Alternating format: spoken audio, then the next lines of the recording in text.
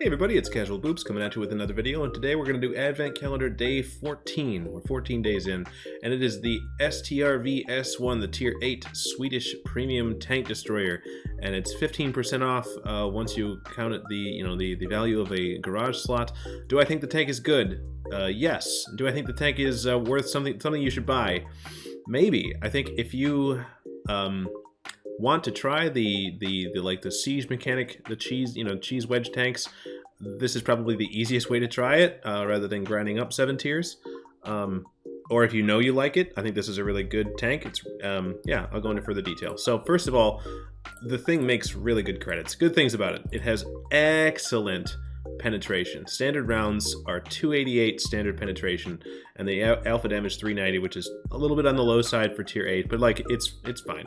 You have a laser beam for a gun, which it doesn't look like it in this, but once you enter siege mode, ta-da, 0.29, like, and also the turret traverse and tank traverse, like, it is a laser beam. You turn the entire hull to move the tank, right? It doesn't have a turret.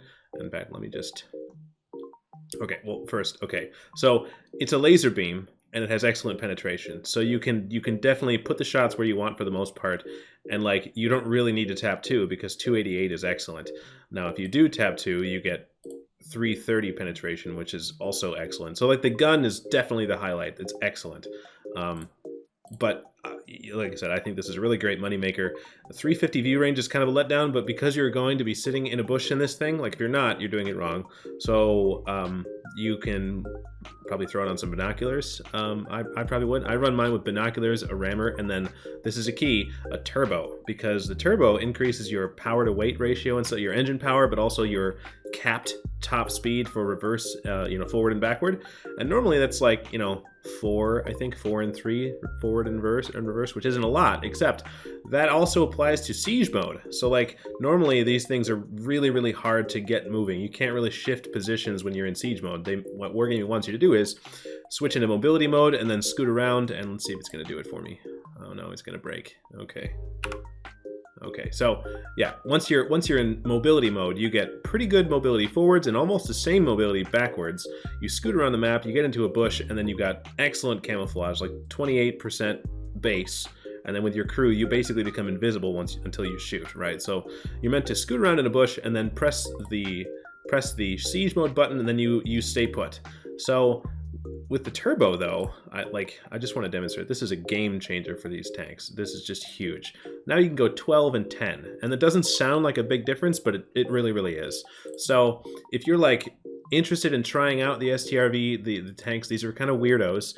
If you want to try that out without grinding, then this is probably a good pick for you. If you already know that you like these tanks, then you're like, I don't know, want to play them more and make a bunch of credits, then yeah, I'd say buy it as well.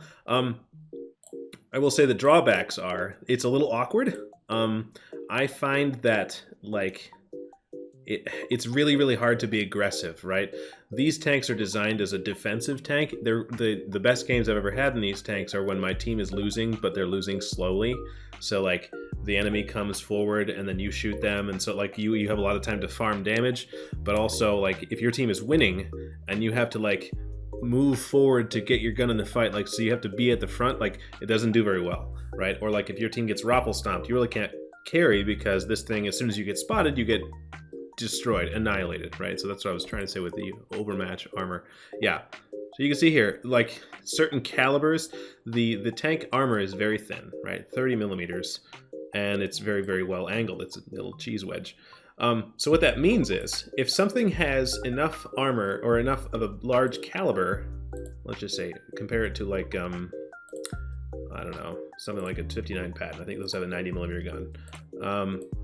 With that, in that case, it does not have enough of a caliber to overmatch. So if you get it at the right angle, you will just be immune. But most of the things you're seeing at tier 8 have big enough guns, which 30 times 3 plus 1 is 91. So if it's 91 millimeter gun and higher, they're gonna just cheese you. Or if they can tap 2 and go to heat round doesn't really care about overmatching or auto bounce.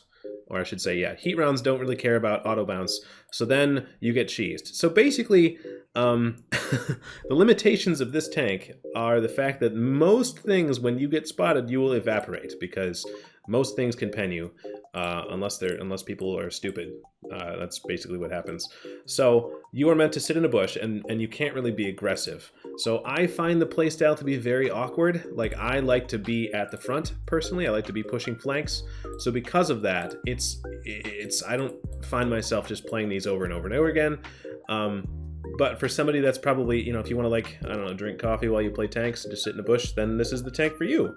And you'll probably make credits at it too, because you don't have to be particularly good at the game to hit the weak spots with 288 pen and 20.29 dispersion. So I think it's a good tank that accurately represents the playstyle of these tank destroyers. But if that playstyle is not for you, like it sort of isn't for me, then you're probably not going to like this anyways. So that's the review, and thanks guys, we'll see you on the next one. All right, bye.